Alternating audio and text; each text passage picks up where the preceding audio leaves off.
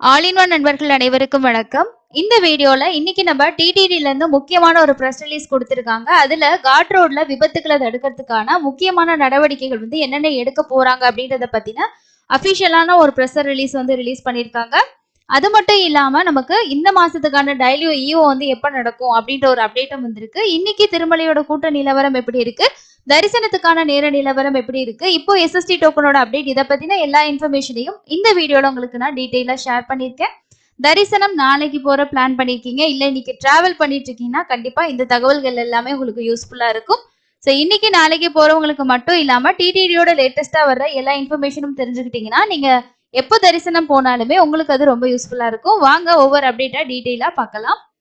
So இதுதான் God ரோட்ல நடக்கக்கூடிய ஆக்சிடென்ட்டை தடுக்கிறதுக்கான லாங் டேர்ம் பிளான்ஸ் ப்ரிப்பேர் பண்றோம் அப்படின்ற மாதிரி சொல்லியிருக்காங்க. இதுல என்னென்ன முக்கியமான இன்ஃபர்மேஷன் இருக்கு அப்படின்றத உங்களுக்கு டீட்டெயிலா ஷேர் பண்றேன்.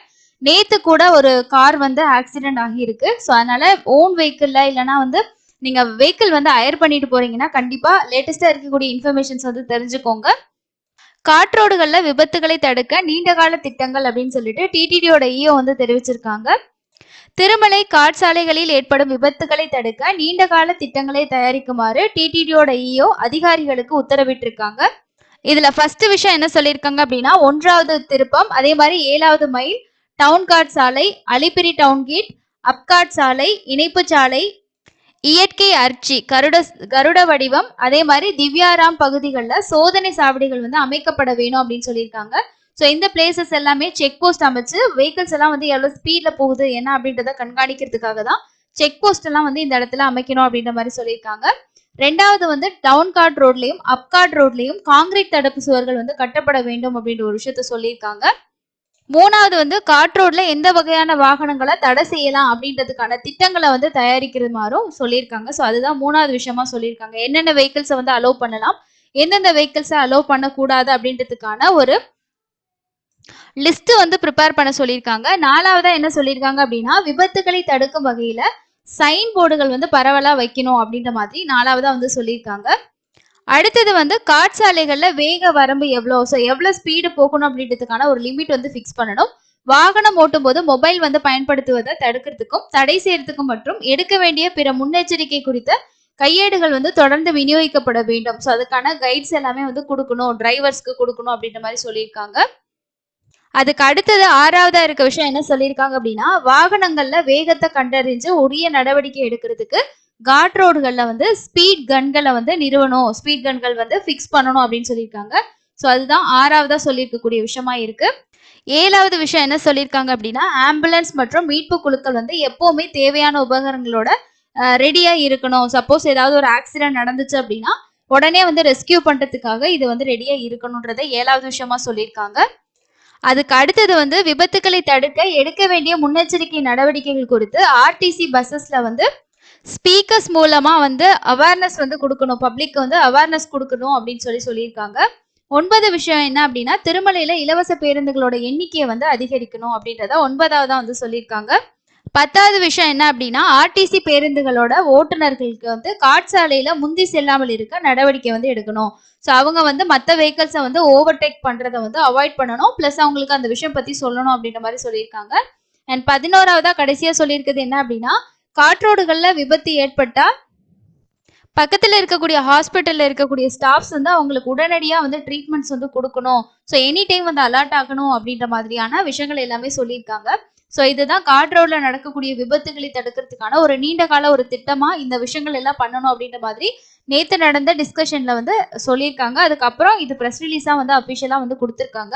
ஸோ அதனால முடிஞ்ச வரைக்கும் வெஹிக்கிள்ஸ்ல போறவங்க கொஞ்சம் கேர்ஃபுல்லா போறது ரொம்ப நல்லது. ஒவ்வொரு மாசமுமே டெய்லி ஈஓ அப்படின்ற ஒரு ப்ரோக்ராம் நடக்கும். இது எதுக்காக அப்படின்னா, வரக்கூடிய பக்தர்கள் உங்களோட ஃபீட்பேக்ஸை நம்ம டைரக்டா ஈஓ கிட்டே சொல்ல முடியும். ஸோ இந்த மாதிரி இஷ்யூஸ் எல்லாம் இருக்கு, இதெல்லாம் கொஞ்சம் ரெக்டிஃபை பண்ணுங்க. ஸோ இந்த மாதிரி தரிசனம் வரும்போது நல்ல விஷயங்கள்லாம் பண்ணியிருக்கீங்க அப்படின்ற மாதிரி நீங்க பாசிட்டிவ் நெகட்டிவ் உங்களோட ஃபீட்பேக்ஸை நீங்க உங்களோட மதர் டங்லேயே நம்ம சொல்லலாம். அதாவது தமிழ்னா நம்ம தமிழ்லேயே சொல்லலாம்.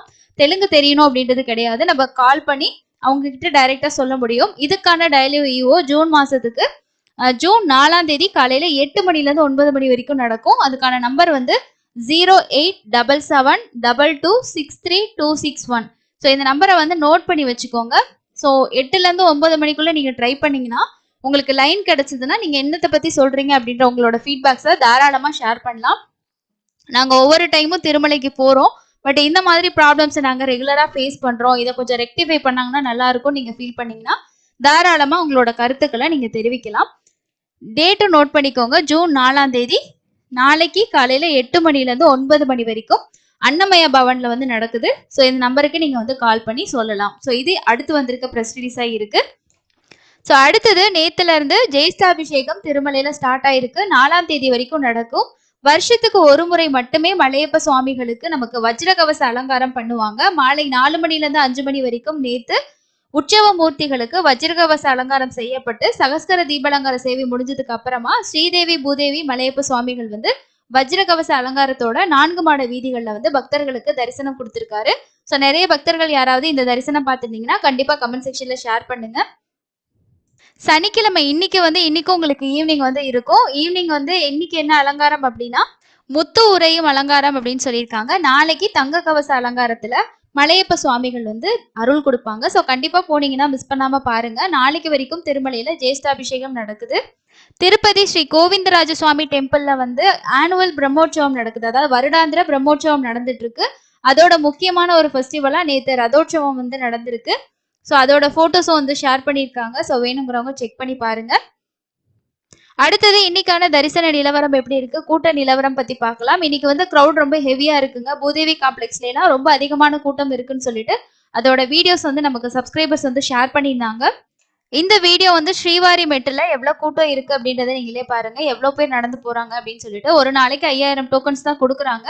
சனி ஞாயிறு வார இறுதி விடுமுறை அப்படின்றனால கூட்டம் வந்து ரொம்பவே அதிகமா தான் இருக்கு. ஆஃப்லைன் கவுண்டர்ஸ்ல போயிட்டு டோக்கன் வாங்குறதுக்குமே.